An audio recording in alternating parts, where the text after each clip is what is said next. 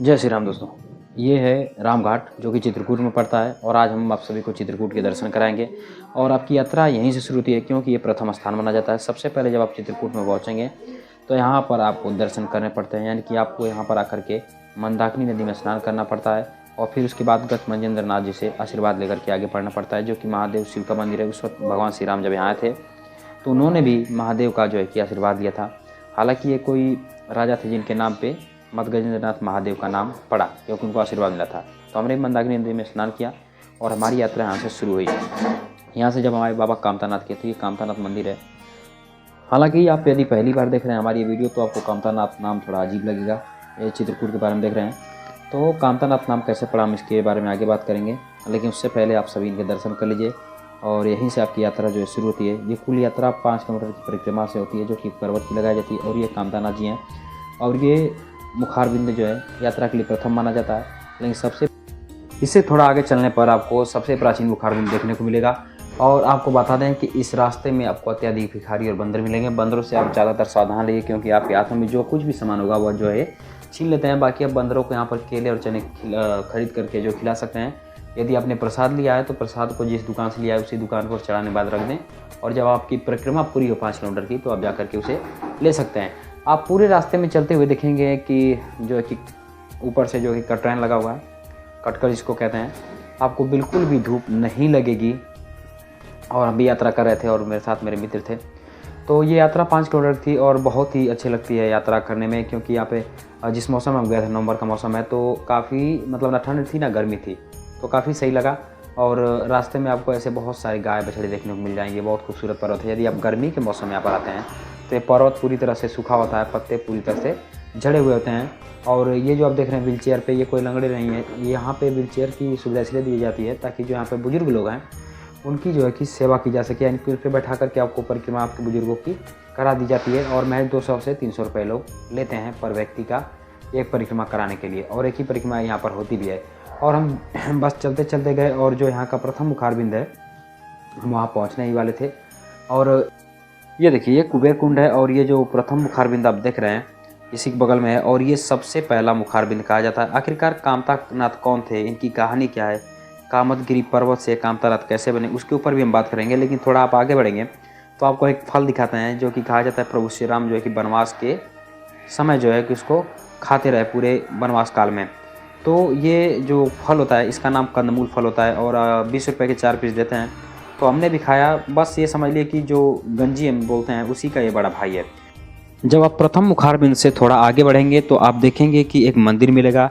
जी हाँ, इस मंदिर में कहा जाता है कि गोस्वामी तुलसीदास जी के द्वारा हस्तलिखित रामचरितमानस रखी गई है।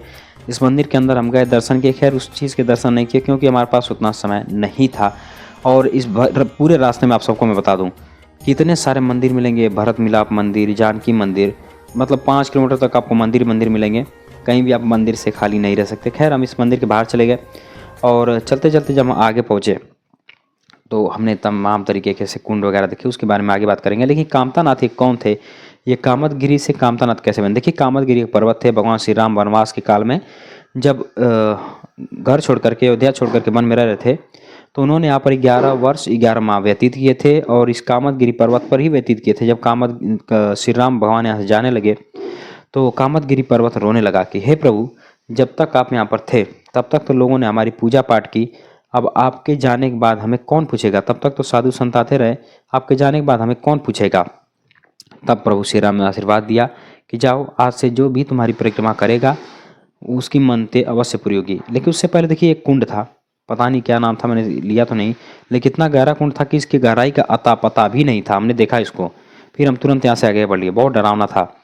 और जब आप उसी कुंड से थोड़ा आगे बढ़ेंगे तो आपको धनुधारी बनवासी श्री राम भगवान के मंदिर मिलेंगे और आप उनके भी दर्शन कर सकते हैं। और ये जो मंदिर दिख रहा है यहाँ पर जो है कि ऐसा कहा जाता है कि इस दीवारों पर राम राम लिखने से आपकी जो मन्नतें पूरी होती है। हमने भी लिख दिया और देखा कि यहाँ पे लोगों ने इस प्रकार से लिखा था कि यहाँ के पत्थर भी गहरे हो गए थे उनके हाथों के स्पर्श मात्र से। सोचिए भक्ति में कितनी शक्ति होती है, कितने लाखों श्रद्धालु आएंगे कि इस पत्थर पर इतनी गहराई हो गई। हमने छू के भी इसको देखा था।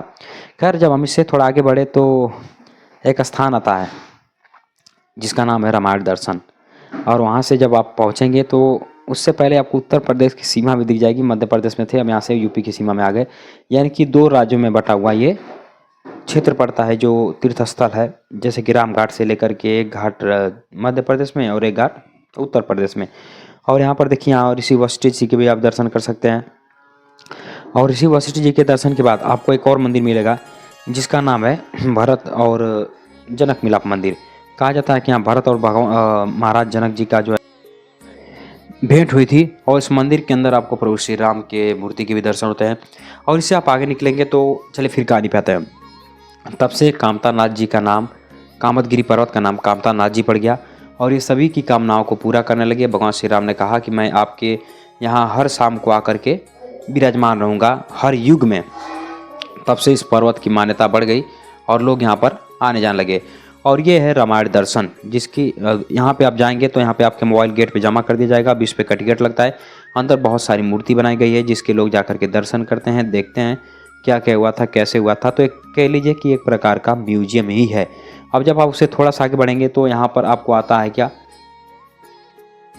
तो आप देखेंगे कि जो है कि यहाँ पर जो पुरानी कंपनियाँ हैं जो आयुर्वेदिक तेल वगैरह बेचती हैं, सामान बेचती हैं, तो सभी लगा रखे हैं। फिर ऊपर से गीता प्रेस गोरखपुर भी आपको मिलेगा, स्पेशली उसकी दुकान शॉप जिसको कहते हैं वो मिलेगी। आपको जिस प्रकार की भी धार्मिक पुस्तकें चाहिए हों यहाँ पर उपलब्ध रहती हैं। यानी कि तमाम तरीके की जो कंपनियाँ हैं, जो पुरानी कंपनियाँ हैं, हर चीज़, हर एक प्रकार के जो सामान बनते हैं सब धीरे धीरे यहाँ पर मुझे लगता है कि उनके प्रोडक्ट्स जो है कि अवेलेबल रहते हैं, आपको मिल जाएंगे। और जब आप थोड़ी सी आगे बढ़ेंगे तो आपको मिलेगा प्राचीन रेणुकुंड। खैर इसकी कहानी बहुत लंबी है तो उसकी बात हम नहीं करने वाले हैं। हम तो बस दर्शन करके आगे बढ़ रहे थे, क्योंकि बात करेंगे तो बहुत कहानी जो है कि लंबी होती चली जाएगी। खैर यहाँ पर पानी पीने की अच्छी व्यवस्था बनाई गई थी टंकी की। तो आप यहाँ से आगे बढ़ेंगे तो आपको मिलेगी क्या, लक्ष्मण पहाड़ी। और ये देखिए आपको वाटर टैंक है, बेहतर था। उसके बाद आपको मिलेगी लक्ष्मण पहाड़ी। जी हाँ, वही लक्ष्मण पहाड़ी जिस पर कहा जाता है कि भगवान लक्ष्मण जी महाराज 11 वर्ष और 11वां बिना सोए, यानी कि 14 वर्ष तक नहीं सोए थे यहाँ पर भी। तो उन्होंने इस पर जो है कि चढ़ करके पहरा दिया था। तो हम वहीं पर जा रहे थे जो कि रामायण दर्शन से डायरेक्ट सामने दिख रहा था। आप यहाँ पर रोपवे से भी जा सकते हैं और यदि आपके पैरों में जाने तो वहाँ वैसे भी आप जा सकते हैं। लेकिन उससे पहले ये देख लीजिए, ये है भरत और राम मिलाप मंदिर। कहा जाता है कि जब भगवान श्री राम और भरत जी का यहाँ पे मिलाप हुआ था तो यहाँ के जो पत्थर हैं वो भी जो है कि उनके प्रेम भावना में आकर के पिघल गए थे, इसलिए उनके पैरों के जो है कि यहाँ पे निशान रह गए थे। और ये देखिए उनके पैरों के निशान, जब आप वहाँ जाएंगे तो आप साक्षात इसके दर्शन कर सकते हैं। माँ सीता, कैकेयी, कौशल्या सभी की जो है कि पैरों के दर्शन के जो है कि निशान आपको करने को मिल जाएंगे।